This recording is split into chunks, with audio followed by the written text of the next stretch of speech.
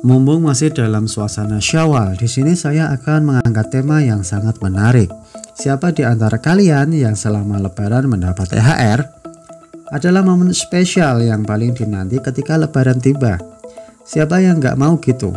Uang tunjangan guna memperpanjang kesehatan dompet kita, sebelum akhirnya lenyap ke tangan bocil-bocil yang sudah nunggu salam tempel dari kita. Namun kalian tahu nggak sih dari mana sistem THR ini pertama kali dibuat? Siapa yang berjasa memastikan kalau kita semua termasuk pekerja sektor swasta bisa menikmati THR? Jangan kaget karena jawabannya bukan dari kebijakan bos perusahaan yang berinisiatif ngasih uang cuma-cuma. Apalagi kebijakan dari pemerintah yang dengan senang hati memikirkan rakyat jelata melalui perundang-undangannya. Salah besar cuy. Simak terus sampai habis biar ngerti dikit-dikit.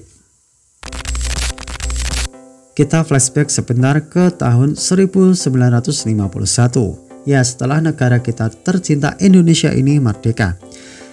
Perdana Menteri Sukiman Wiryo Sanjoyo dengan kebijaksanaannya memutuskan bahwa pegawai negeri sipil atau disingkat PNS berhak mendapat tunjangan hari raya berupa uang tunai dan tunjangan beras. Enak ya kan? Namun ada satu masalah, bagaimana dengan nasib pegawai swasta? Pegawai swasta juga berperan menggerakkan perekonomian suatu negara juga. Masa iya nggak dikasih?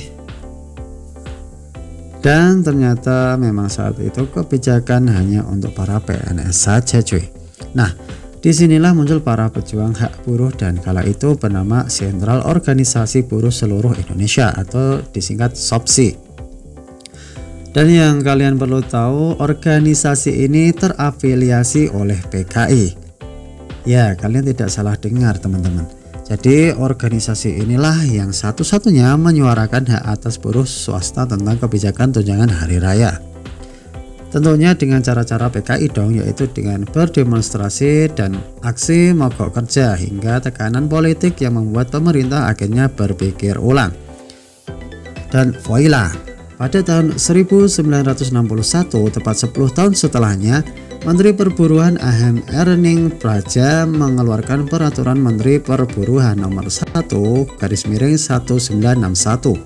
yang mewajibkan perusahaan memberikan THR kepada pekerja yang telah bekerja minimal 3 bulan.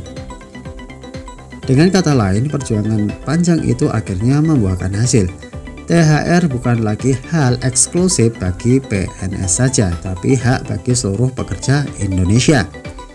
Namun ironisnya, setelah SOPSI dibubarkan karena dianggap dekat dengan PKI, perjuangan mereka tetap bisa kita rasakan hingga detik ini. Dan THR yang kita nantikan ini adalah walau secara tidak langsung adalah jasa dari PKI itu sendiri. Jadi gimana menurut kalian? Silahkan tulis saja di kolom komentar. Salam literasi.